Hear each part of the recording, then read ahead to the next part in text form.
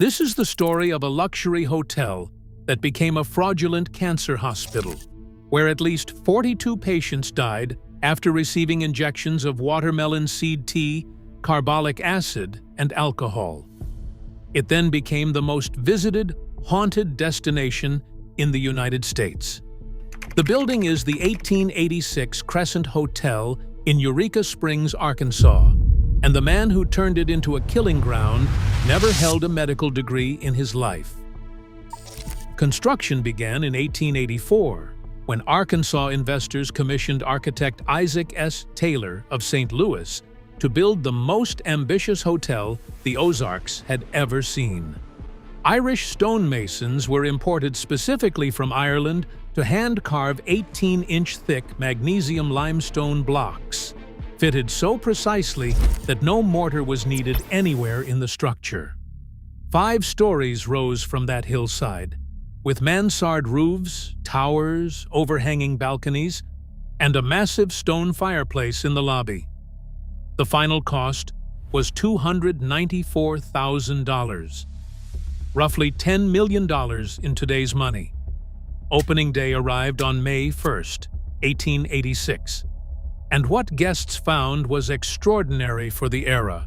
Edison electric lighting, hydraulic elevators, hot and cold running water in all 125 rooms, and a dining room seating 500.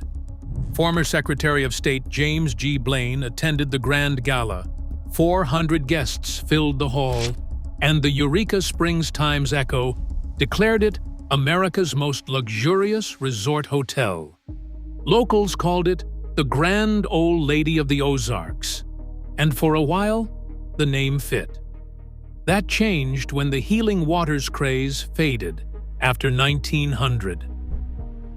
Summer-only operation could not sustain a building of that scale, and after a stint as a women's college that closed in 1924, a failed junior college experiment, and years of sitting vacant through the Great Depression, the Grand Old Lady was deteriorating and waiting. The man who arrived in July 1937 was not the savior the building needed. Norman Glenwood Baker was born in Muscatine, Iowa on November 27, 1882. He left high school after his sophomore year, and he spent a decade in vaudeville performing a mind-reading act, none of which stopped him from building several fortunes. A genuine invention, the Tangley Air Calliophone, earned him up to $200,000 per year. A correspondence art school brought in another $75,000 annually, despite Baker later confessing he could not paint to save his life. Radio was where he found real power. On Thanksgiving Day 1925, he launched the radio station KTNT, Know the Naked Truth, licensed at 500 watts and routinely pushed to approximately 10,000 watts illegally, reaching over 1 million homes. Programming was built on fury. He attacked Wall Street and licensed physicians he called educated fools and cutters, and he renamed an institution the Amateur Meat Cutters Association, while telling listeners that MD stood for more dough. Baker was assembling an audience of people who felt cheated by the establishment, and in 1929, he found a product to sell them. A visit to Kansas City physician Dr. Charles Ozias introduced Baker to what Ozias claimed was a cancer cure. 5 patients received it, and all 5 died between November 1929 and May 1930. Baker's TNT magazine responded with a headline that read, "Cured." Shortly after, the Baker Institute opened in Muscatine, a 100-bed hospital staffed by chiropractors and diploma mill graduates, pulling in between $75,000 and $100,000 per month. The American Medical Association had been tracking Baker for years.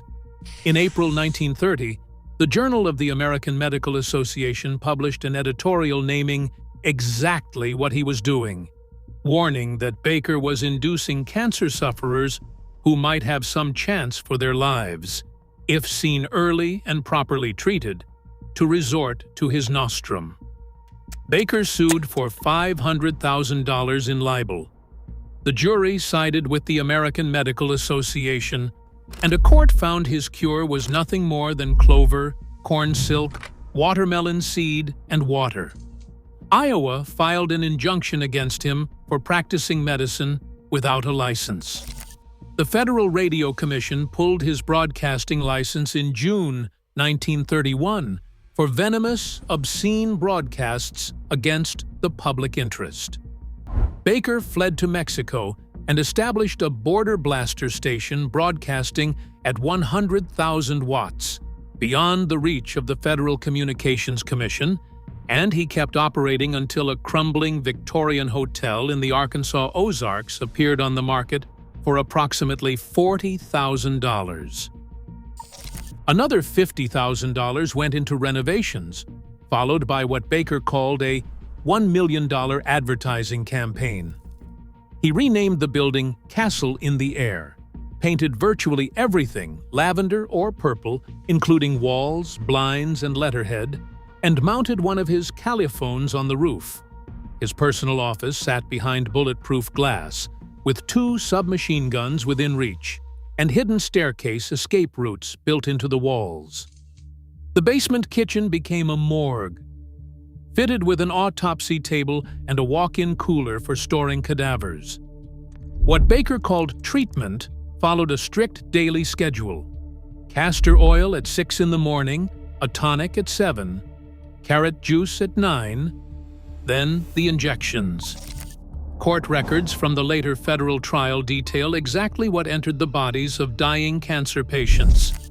One formula containing hydrochloric acid, salt, and water, and a second called Formula 5, built from carbolic acid, glycerin, and alcohol, administered up to 7 times per day, every day except Sunday. One doctor on Baker's staff testified at trial that over 300 patients had passed through his needle in a single 5-month period, and that he had never known what the medicine contained.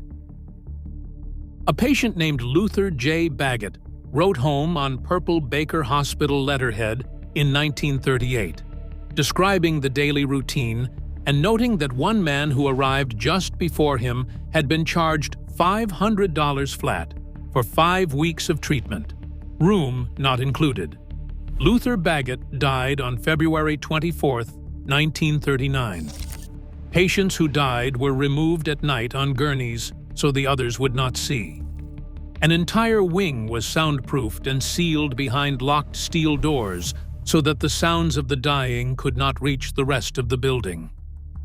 Federal postal inspectors eventually calculated that Baker and his associates had defrauded cancer sufferers out of approximately $4 million, and their report stated plainly that the treatment had hastened the death of the sufferers in most cases.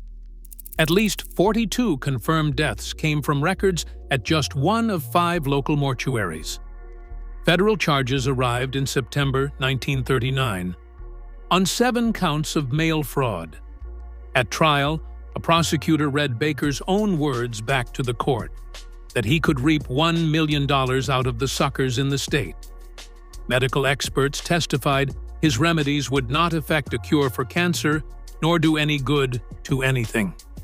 The Eighth Circuit Court of Appeals upheld his conviction in November 1940, calling the entire operation a pure hoax and utterly false. Baker received 4 years at Leavenworth and a $4,000 fine, which a federal investigator's written assessment called an extremely light penalty under the circumstances. Inmate number 58,197 entered Leavenworth in March 1941 and walked out in July 1944, having never admitted wrongdoing. Norman Baker died on September 8, 1958, of cirrhosis of the liver. Smithsonian Magazine later reported he also had cancer when he died. The hotel changed hands in 1946, survived a fire that destroyed the penthouse in March 1967, and earned a National Register of Historic Places listing in 1979. Then, in February 1997, Marty and Elise Roenick purchased the building for $1.3 million and spent more than $5 million on restoration. They hired 2 mediums to read its history and began marketing the Crescent as America's most haunted hotel. Room 218 now carries a 9-month waiting list from guests hoping to encounter the Irish stonemason said to have fallen to his death during construction. Room 419 belongs to Theodora, a Baker-era cancer patient whose ghost reportedly folds guests' clothing and sorts loose change by denomination. The basement morgue, with Baker's original autopsy table and walk-in cooler still in place, anchors nightly ghost tours running up to 9 times per night on busy weekends.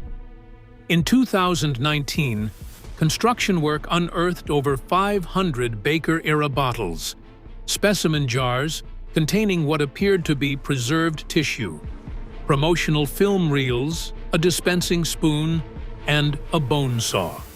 Ghost Hunters investigated in 2005, Ghost Adventures in 2019, and USA Today readers voted it the best haunted hotel in America in 2024.